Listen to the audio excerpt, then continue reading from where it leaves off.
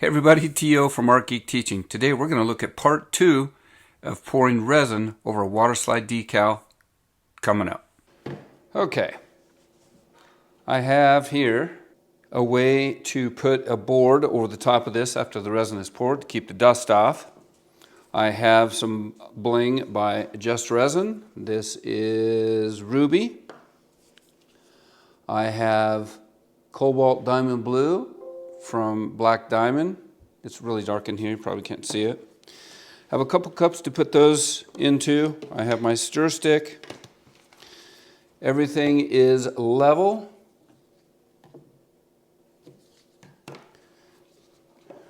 I have a spray bottle of isopropyl alcohol. I have isopropyl alcohol mixed with white mica powder. Isopropyl alcohol mixed with white mica powder in a big bottle. And these little bottles are silver and my duo green. I have spray paint,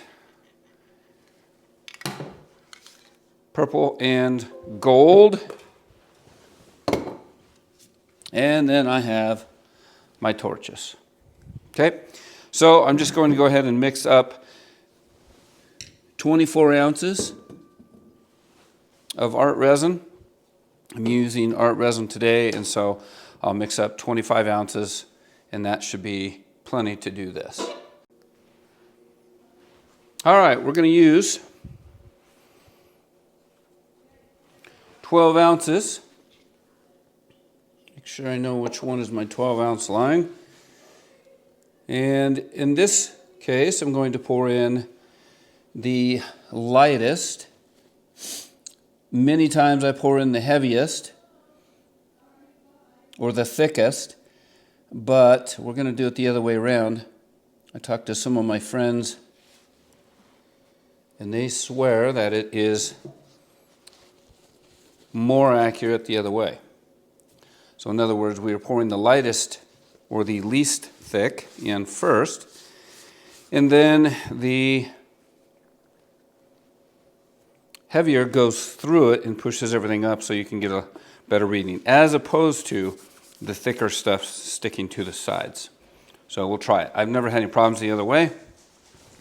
That's the way I've always done it, but okay, we are just a tick over the 12 ounce. Then we're going to put the hardener in.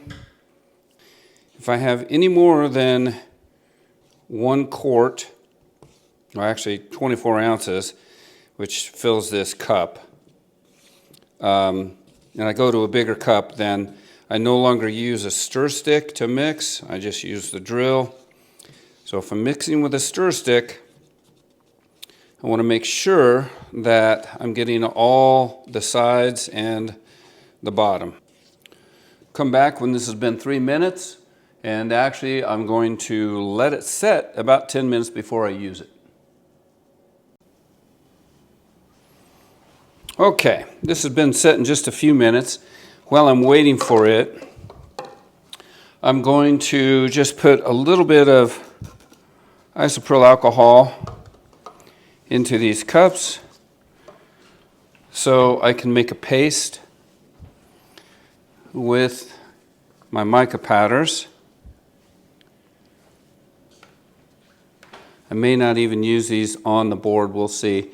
But I'm just going to take about that much.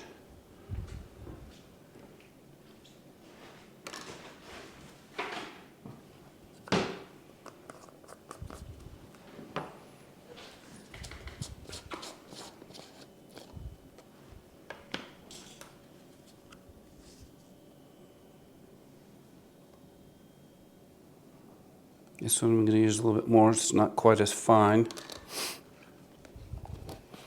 Then I'm just going to stir those up and make a little paste. That way, when I do put resin in there, I'm less likely to have it streak. It'll be mostly mixed already.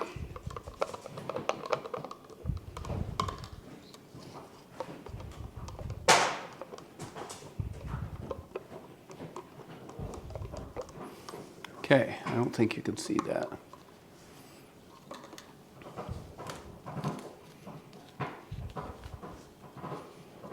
All right, we're going to go ahead, mix just a little bit.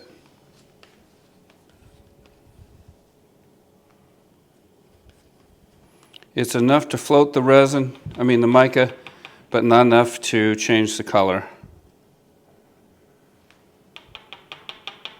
Because we really want it clear, not white.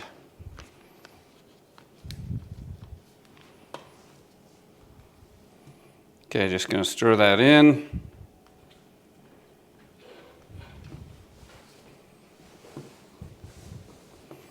And then we are ready to pour.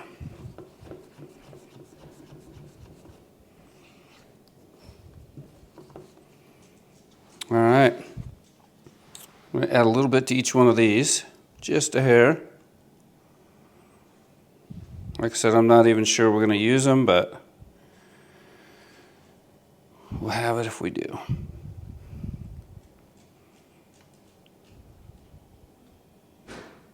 That's where we're going to. This is plenty of resin. This is basically 5 ounces a square foot, and I could have done this with 3 ounces, I think, a square foot, but it's fine. All right, here we go. Just going to lay it in there. Okay, I am just laying in resin right now, and I'm wanting to cover the board on a piece. Any bigger than this, I would usually just use my hands to cover it, but I'm inside, and I'm really trying to keep everything a little bit cleaner, just in case I happen to touch anything, because I'm inside.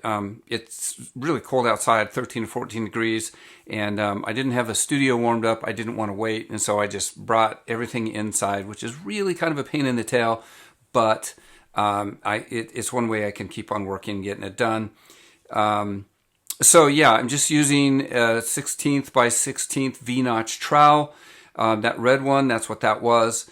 And I just went around and, wanted to make sure that everything is covered. I'm hitting it, that bottle right there that I just put down is a large spray bottle of isopropyl alcohol mixed with white mica. And then the purple or pinkish bottle is just white mica mixed with isopropyl alcohol. It's just a smaller, finer bottle, and it gives me 2 different size cells, if you will, when I put it on there. And the white mica on top of a clear will just leave little white cells that expand, and you can barely see them in there unless you get up close and look. So it's just like another layer type thing.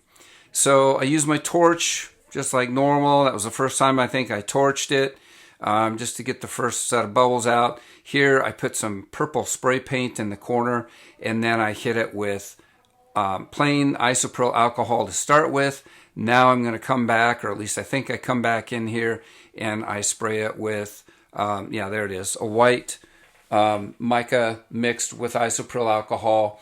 And again, that white mica sits on top of the spray paint, and some of it will settle, but some of it will stay on top. It just starts opening up the cells there, as you can see, and it leaves a really nice, very cool pattern.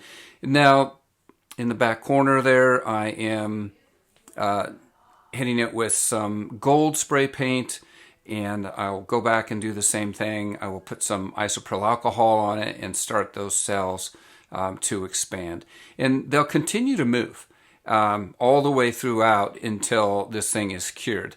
There's my isopropyl alcohol in the gold, and that little tiny bottle is isopropyl alcohol with blue micas.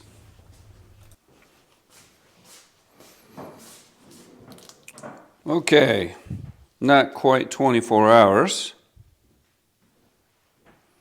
You can see it's still bendy, but shouldn't be sticky anymore, so we can take this off, see what we've got.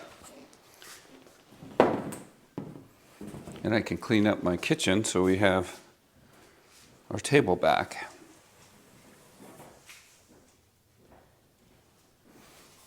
Looks pretty clean.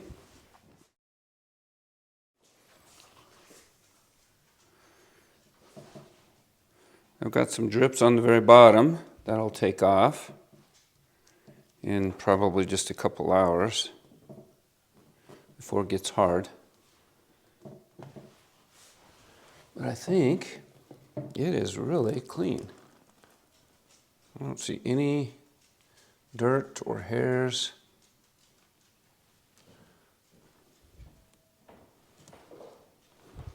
So, good to go.